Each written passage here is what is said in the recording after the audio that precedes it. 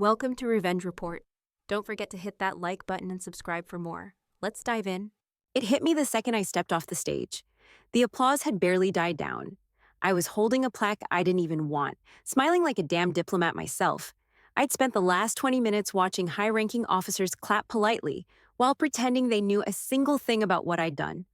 Then my father stepped up to the mic. I should have seen it coming. The room went quiet. He was always the hero in every room he walked into. Retired colonel, medals stacked on medals, the whole warrior legend crap people ate up like candy. He smiled, then said, "Let's give another round of applause to my daughter. She's not in the fight like we were, but hey, every general needs a translator." My stomach dropped. Some people chuckled awkwardly. Most just froze. I gripped the edge of the table in front of me so tight my knuckles turned white. The air around me went thick. I was 41 years old, 20 years in intelligence. I decoded threats that stopped missiles, negotiated under fire, saved more lives with 10 words in Pashto than he ever did with a rifle. Translator, that's what he reduced me to. Quick note, before we start, how's your day going and where are you joining from? I didn't say a word, just smiled like they trained me to. Calm, forgettable. Quiet strength, they called it in the agency. But inside, something cracked. I moved through the crowd toward the back wall, nodding at people I didn't respect. Then I noticed the waiter. He was young, probably new, moving with the wrong rhythm, too sharp, too aware.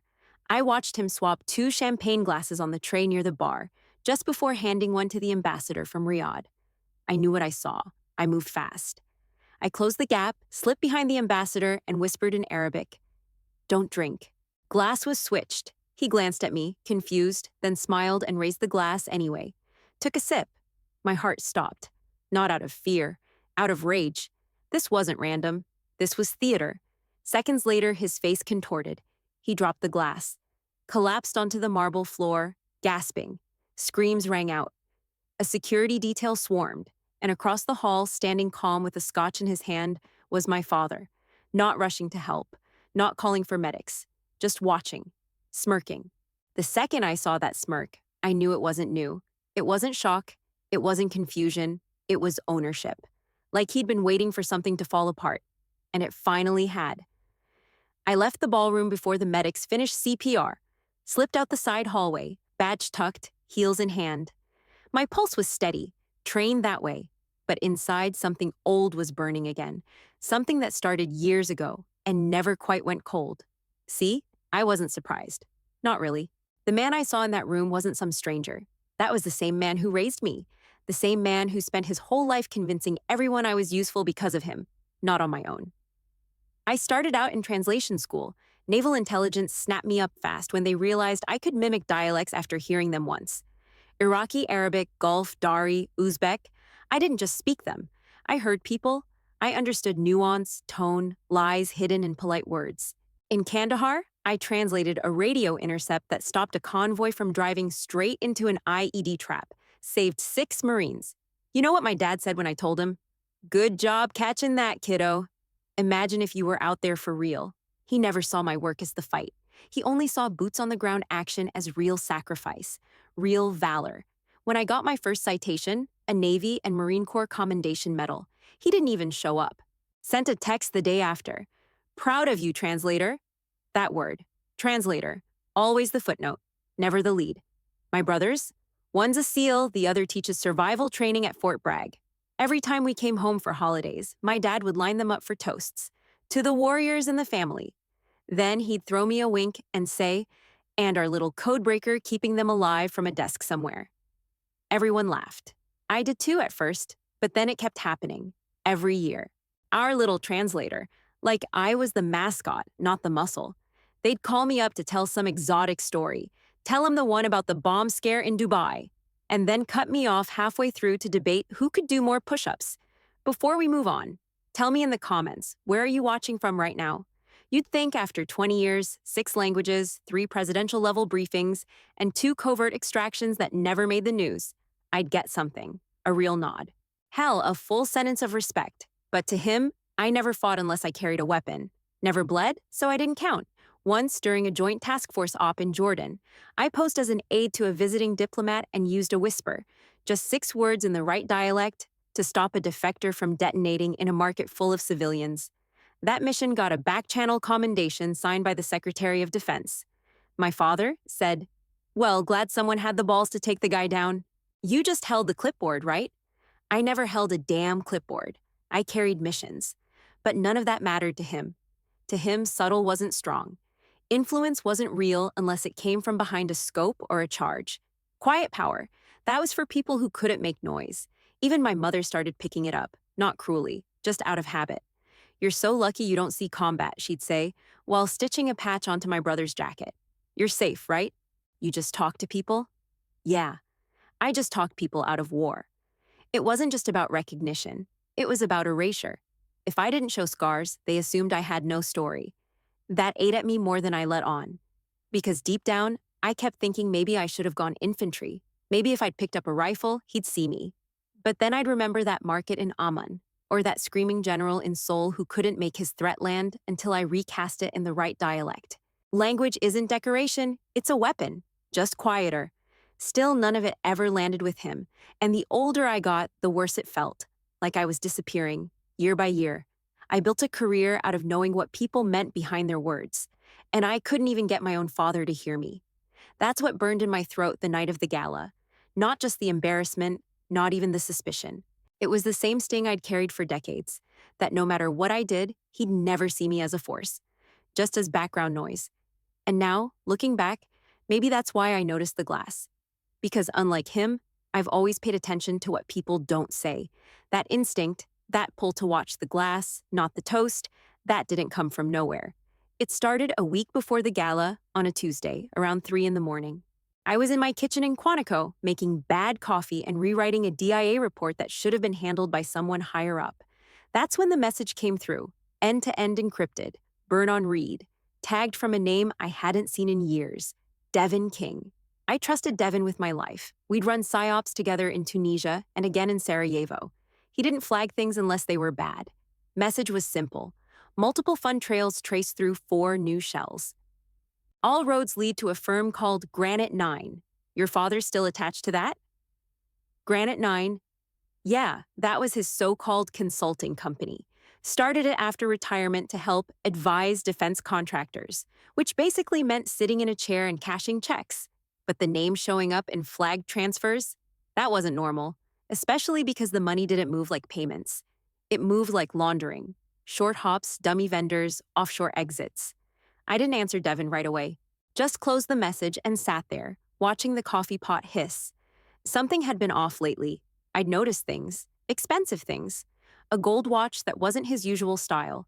A box of Cohibas with the seal from the UAE. A briefcase that looked handmade and not American.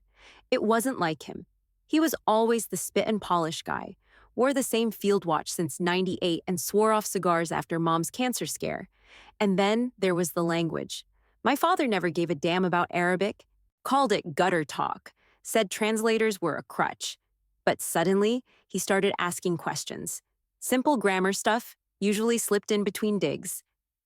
"Remind me again, what's the word for brother in Gulf dialect?" I answered once. Didn't the next 3 times. Quick break. Before we go further, let me know where you're watching from in the comments. Always cool to see the reach. Then one night, I was staying over at my parents' place. Mom had a minor surgery, and I didn't trust the home nurse. Around midnight, I heard movement downstairs. My father's voice. Soft, tense. I stayed at the top of the stairs, not spying, just listening. He was on the phone, speaking English but peppering in broken Arabic. He doesn't know I understood that part. La mish? He might think I'm one of them? No, I said nothing about the transfer. He paused. No, she's not suspicious. She thinks I'm too dumb for this. Then laughter. Low, uncomfortable. I backed into the hallway and shut the door to the guest room before I could hear more. I didn't sleep, just laid there staring at the ceiling, the words looping in my head. He might think I'm one of them. What did that even mean? Them? Who? Insurgents? Agents? Diplomats? Traitors? Was my father in something or trying to infiltrate something? That's when the ground started shifting under me. Because here's the thing.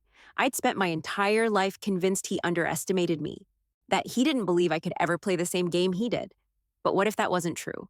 What if the whole time he was playing another game entirely, and I'd just been a convenient piece on the board? He wasn't stupid, arrogant, sure, but not dumb. And suddenly, the gifts, the new phrases, the late calls, the money, they weren't just signs of ego or success, they were breadcrumbs. And not the kind left by someone being careful. The kind left by someone who'd stopped thinking they needed to hide. That's when my training kicked in. Not emotionally, operationally. My gut didn't say, he's guilty. It said, you're in the middle of something, and you're late to the table. So I did what I was trained to do. I stayed quiet, and I started watching. I kept watching, even after the phone call, even after the gut punch of realizing I didn't know which side of the line he was standing on. I didn't confront him. I didn't ask questions. I just observed. Every twitch, every call, every new name that passed through his world. So when the gala invite showed up in my inbox 2 days later, it felt off. It was worded like a tribute. Honoring quiet excellence in intelligence and service. But it was vague as hell. No list of other honorees, no detailed agenda, just a name drop of some joint task force members and a note that diplomatic guests would be in attendance. I was supposed to feel flattered. I didn't. I was being placed, seated, positioned. When I got to the ballroom that night, it clicked even harder. My table was dead center, but the lights were angled away. Every person around me was loud, decorated, or political. High value, highly visible. I wasn't seated with operators or analysts. I was surrounded by mirrors. I was meant to reflect something, not speak. And my father?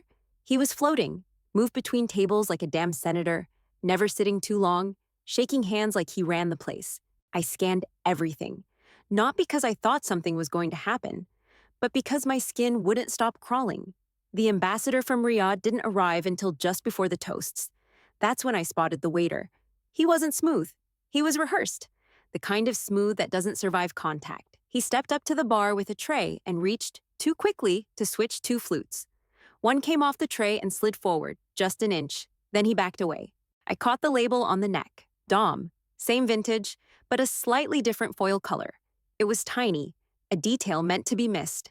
But I didn't. The ambassador reached for the glass. I closed the gap fast, leaned in behind him, and said just loud enough in Arabic, "Don't drink." The glass was switched. He turned and smiled, not surprised. He heard me, understood me, and drank anyway. That's when I knew. This wasn't improvisation. It was theater. He wasn't the target. He was the trigger. Seconds later, he dropped. Chaos hit. People rushed in. Security tightened. And across the room, my father looked at me. Not shocked, not concerned.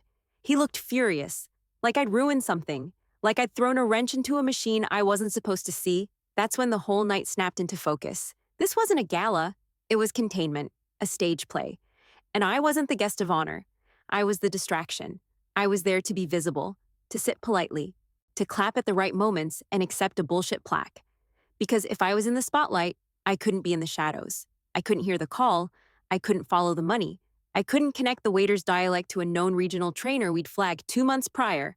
But I whispered. And my whisper broke the script. The ambassador was never meant to survive. Maybe not physically, maybe politically. I still don't know. But he drank because someone told him the outcome was already decided. And my father watched it all fall apart in front of him. He didn't look afraid. He looked at me the same way he used to look when I beat one of his war stories with a real operation he hadn't known about. Like I embarrassed him by being right in public. I saw it in his eyes. This wasn't over. He wasn't done. He thought I'd play my part. Be the quiet daughter. Smile, nod, vanish. But I whispered, and he heard it. I didn't wait for the dust to settle. By the time the ambassador was wheeled out of that ballroom, I'd already left the hotel through a service exit, dropped the burner phone I'd brought just in case, and headed straight to the Navy Yard. My button cam, standard issue, always on at formal events, had captured the whole thing. The switch, the warning, his smile, the collapse. I walked it into NCIS at 2:14 a.m., straight to counterintel. I didn't ask for clearance. I used mine. No red tape. No chain of command. I went straight to Commander Bright, slid the drive across his desk, and said, I need a cross-agency pull. This is connected to a compromised diplomatic channel. I'll own it, but I want DIA and Langley running parallel. He raised an eyebrow. This related to your father? I didn't answer. I didn't have to.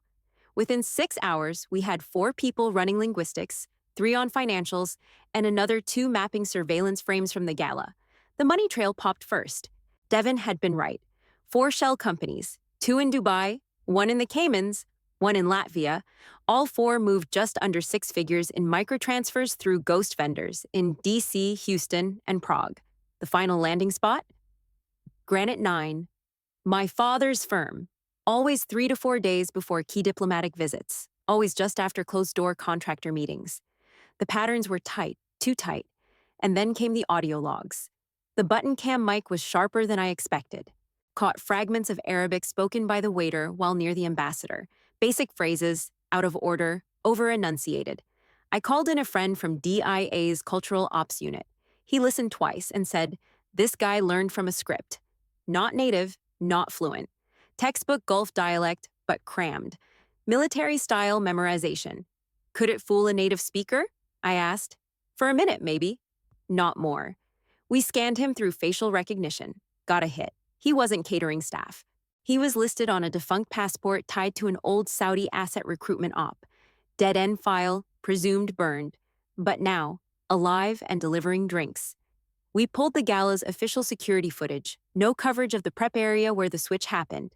Of course. But I caught him in a hallway later, heading out an employee entrance.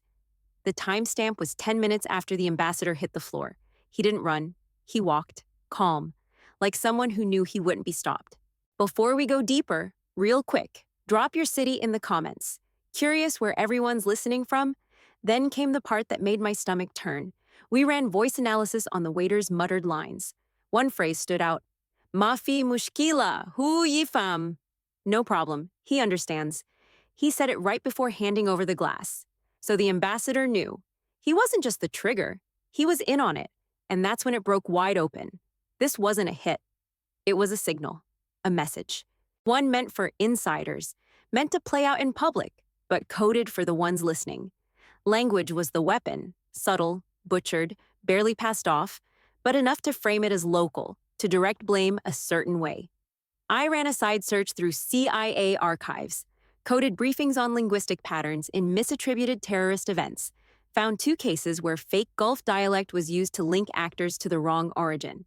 Both incidents trace back to diplomatic events where Granite 9 had provided logistical advisement.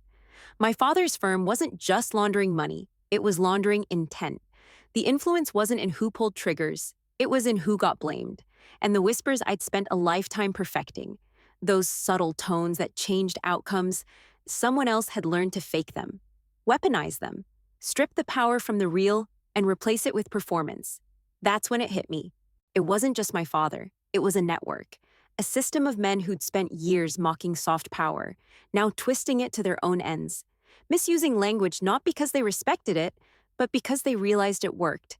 They didn't need to understand it. They just needed to control who looked like they did. That was the game, and I'd just torn open the board. I didn't sleep for 2 days after we cracked the voice logs. The safe house wasn't much, just a gray-walled apartment off Route 1 near Alexandria.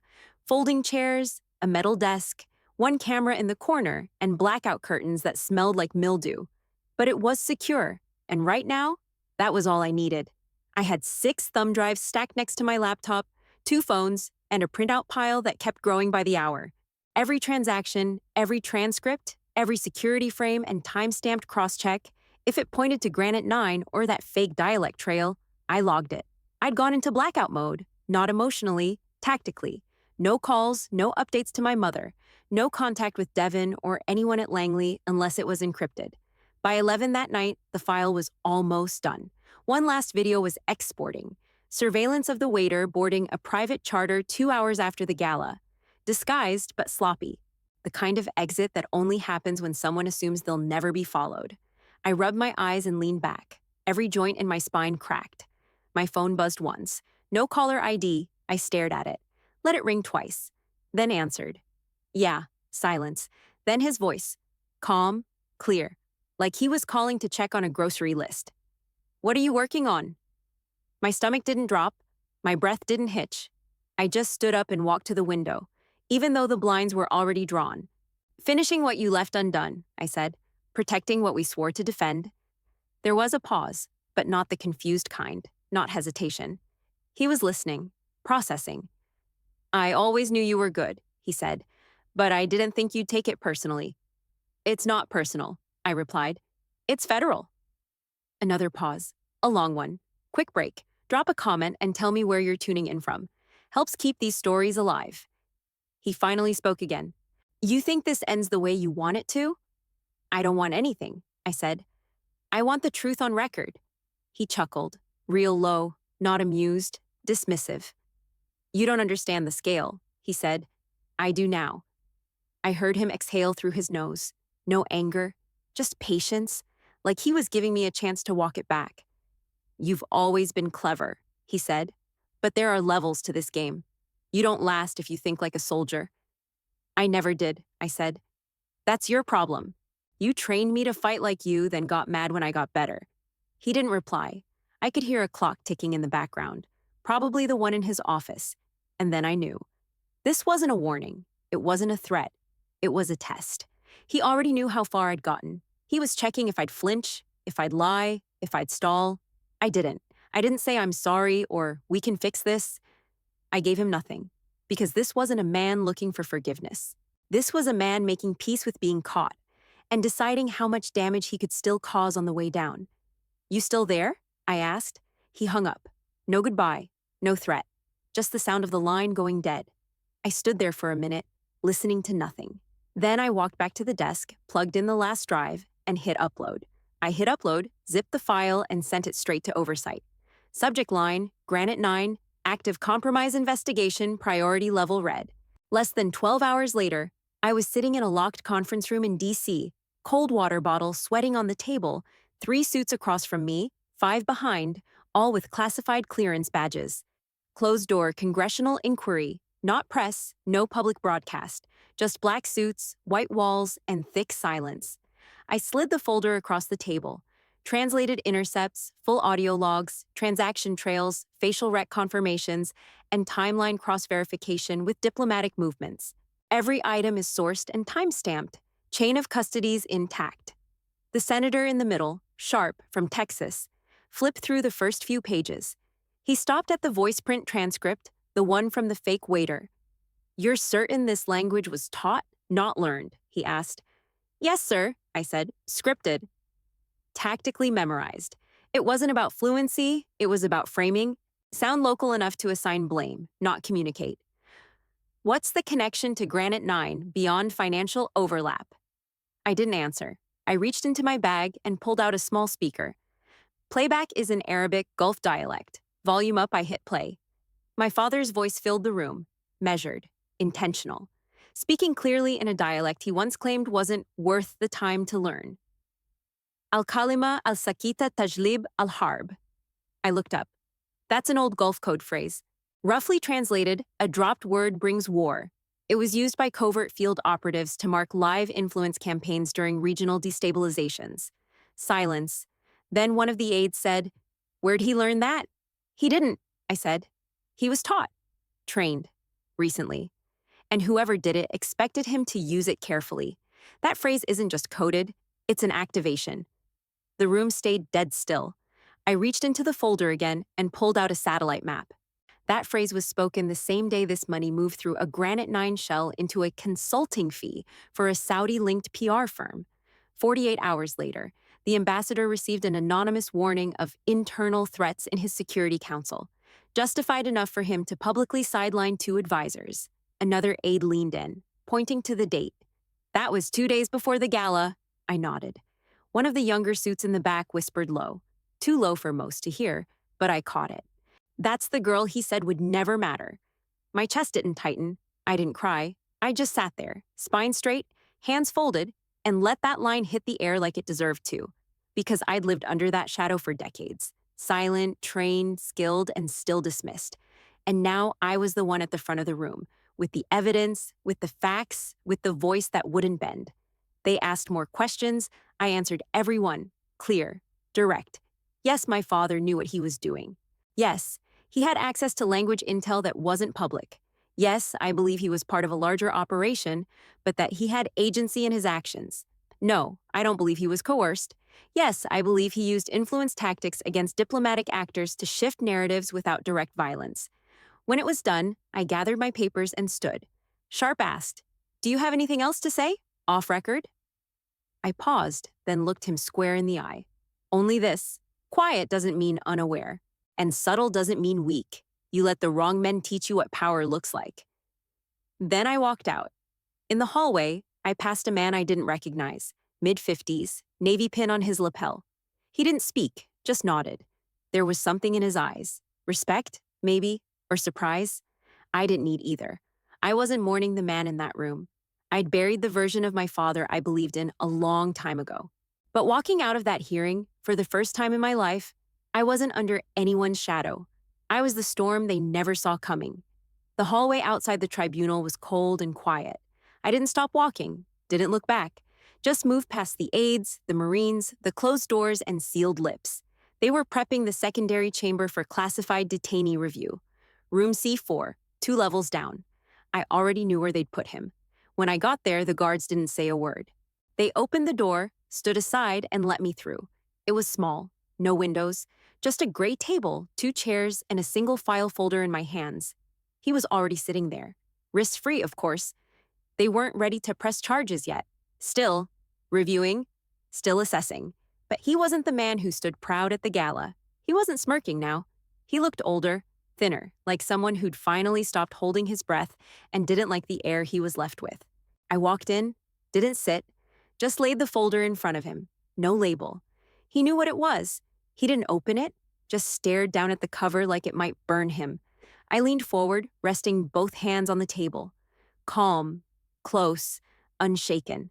"I don't need you to be proud," I said. "I just need you to stop." He didn't blink, didn't speak.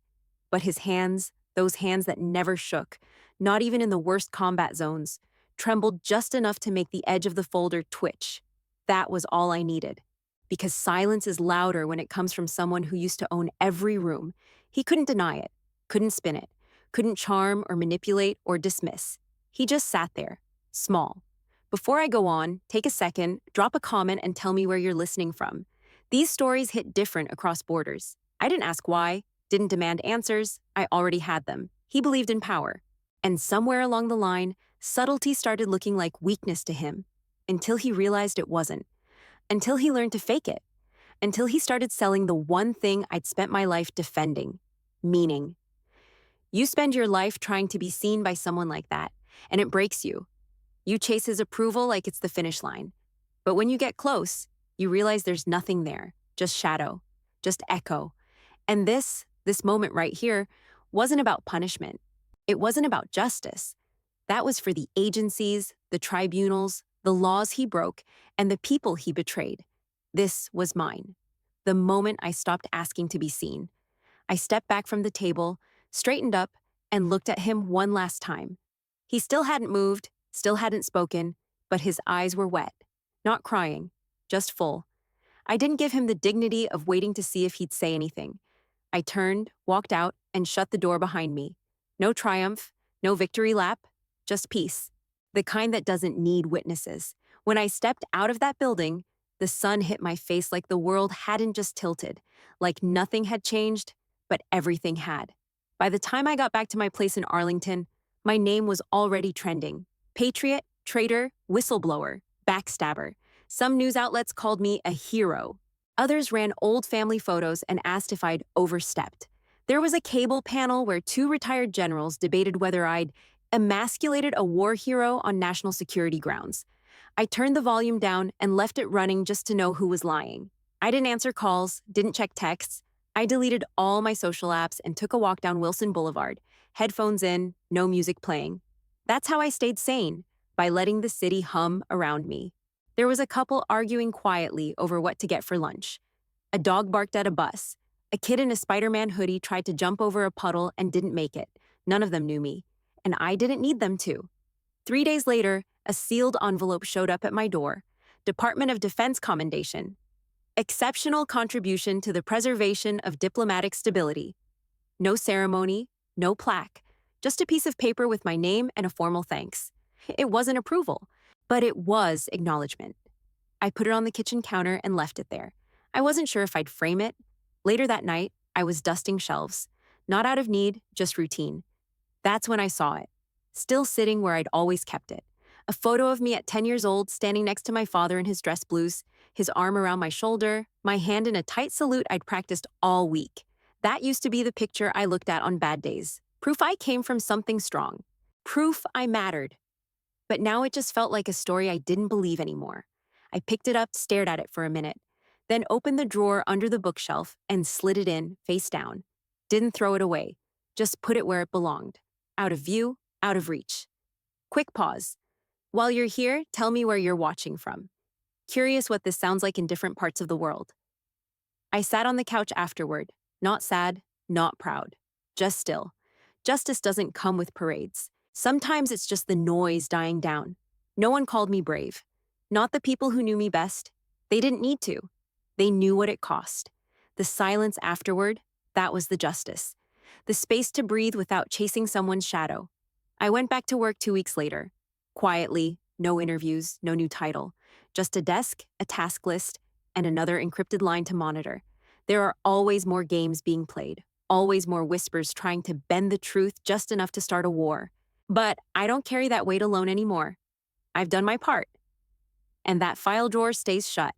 I don't need to prove anything to the man in that photo. I wrote my name into the story myself.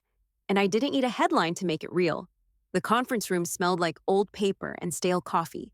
4 men sat across the table, 2 Gulf officials, 1 U.S. diplomat, and an advisor who hadn't stopped checking his watch since we got there. The temperature in the room wasn't hot, but the tension sure as hell was. They were arguing over phrasing, one clause in a treaty that could be read 3 ways, depending on tone and cultural weight. The American rep kept trying to clarify in English, repeating the same sentence louder, as if volume made it clearer. It didn't. One of the Gulf envoys shifted, his jaw tight. We do not respond to pressure. We came for understanding. I looked at the U.S. diplomat. He glanced back at me like he had nothing left. So I leaned forward, not commanding, not loud, just steady. And in soft, careful Arabic, I said, "The reed that bends in the wind is not weak. It survives the storm." The older envoy blinked, then nodded once, almost to himself. His partner leaned in. "That proverb is not in your textbooks." "No," I said. "It's in your grandfather's." Silence. Then something shifted. Shoulders dropped, eyes met. The air didn't break, but it softened. The treaty didn't get signed that hour, but the shouting stopped. The right words, the right tone, at the right time, that was power, not brute force, not noise. Whispers. When you know how to use them, change outcomes. You don't need to yell to win. You just need to know what to say when it counts. My father never understood that. He thought victory came from dominance, from force. But this moment right here, this quiet room, the stillness, the earned pause, that was mine. And it didn't look like his legacy, it looked like mine. Before we close out, drop your city in the comments. Just curious who's listening around the world today. I walked out of that room with no applause, no handshake, just a nod of respect from a man who didn't expect to give it. I didn't win against my father. I didn't need to. The win was refusing to be his echo. The win was becoming the voice.